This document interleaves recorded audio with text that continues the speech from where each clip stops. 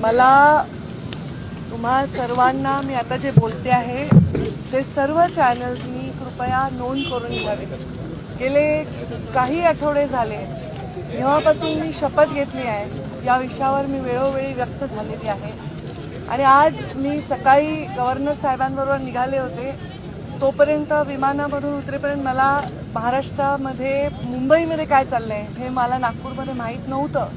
आपण मला जे एकदम माईक लावून प्रश्न विचारला तोपर्यंत मला कल्पना नाही, अजूनही माझं कोणाशी मुंबईत बोलणं झालेलं नाही। पण एखादी इंस्टाग्रामवरची गोष्ट बघून माझ्या लक्षात आलंय की मुंबईत काय चाललंय आणि त्याच्या निमित्ताने आपल्याला, कारण मी पंकजा गोपीनाथ मुंडे आहे म्हणून या विषयावर मी व्यक्त होणं आपली अपेक्षा आहे, त्याप्रमाणे मी व्यक्त होत आहे।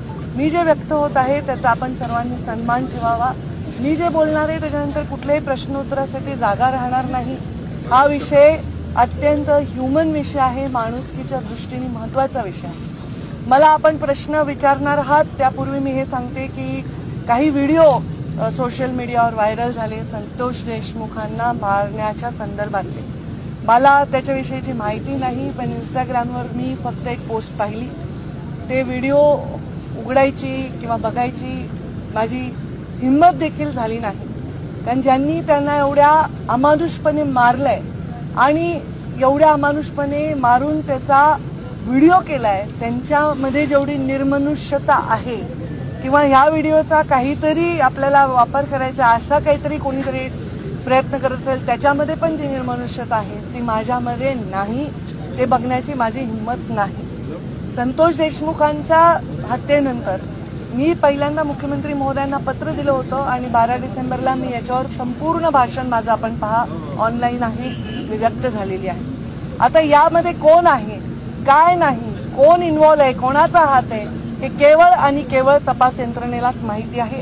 त्यामध्ये कुठलाही हस्तक्षेप मी करण्याचं कारण नाही। एवढं मात्र नक्की सांगते की ज्या मुलांनी ही हत्या केलेली आहे त्या मुलांच्या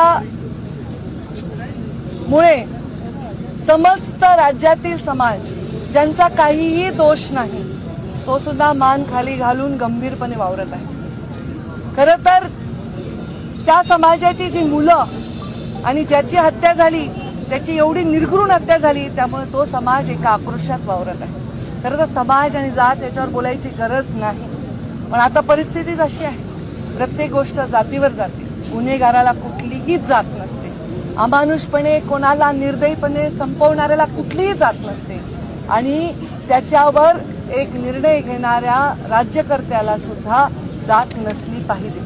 जेव्हा या खुर्चीवर आम्ही बसलो, मी बसले, तेव्हा मी एक शपथ घेतलेली आहे, आमदारकीची शपथ घेतलेली आहे। कुठलाही ममत्व भाव न बाळगता, कोणाविषयी कसलाही आकस किंवा द्वेष न बाळगता काम करायला पाहिजे यावर मी ठाम आहे।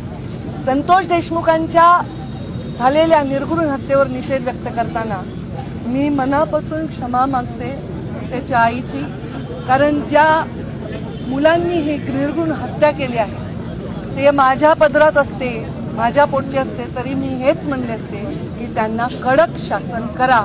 याच्या पलीकडे कोणताही राजकीय नेता एखादं व्यक्तिमत्व कोणीही भाष्य करू शकणार नाही। आज अजून एक तुमचा एकदम उतावळेपणा येतोय की मी काय गंभीर बोलते याच्याकडे दुर्लक्ष करून, तर धनंजय मुंडेंचा राजीनामा झालाय, मी त्याचंही स्वागत करते। हा राजीनामा फार आधी व्हायला पाहिजे होता, हा राजीनामापेक्षा शपथच नाही व्हायला पाहिजे होती, तर या सगळ्या गोष्टींना पुढच्या भोगांना कदाचित सामोरं जावं लागलं नसतं। घेणाऱ्यांनी सुद्धा आधी घ्यायला पाहिजे होता, धनंजयनी सुद्धा आधी राहायला पाहिजे होता। या सगळ्या वेदनांपासून कदाचित गरिमामय त्याला एक मार्ग मिळाला असता। त्यांनी सांगितलं असेल, मला माहित नाही त्यांचं स्टेटमेंट काय आहे, मी त्याच्यापेक्षा लहान बहीण आहे आणि बहीण असली तरी आम्ही वेगळ्या वेगळ्या पक्षात काम केलं होतं, पण कोणत्याही आईला, बहिणीला, परिवाराला वाटत नाही आपल्या परिवाराच्या सदस्याला या दुःखातून जावं लागेल। पण जेव्हा आपण खुर्चीवर बसून विचार करत असतो तेव्हा आपण राज्याच्या प्रत्येकाचा सारखा विचार केला पाहिजे। त्या पोराच्या परिवाराच्या, त्याच्या जीवाच्या वेदनांपुढे हे काहीही मोठा निर्णय नाही। त्यांनी तो घेतलाय, ते योग्यच केलेलं आहे। मला वाटतं देर आहे दुरुस्त आहे।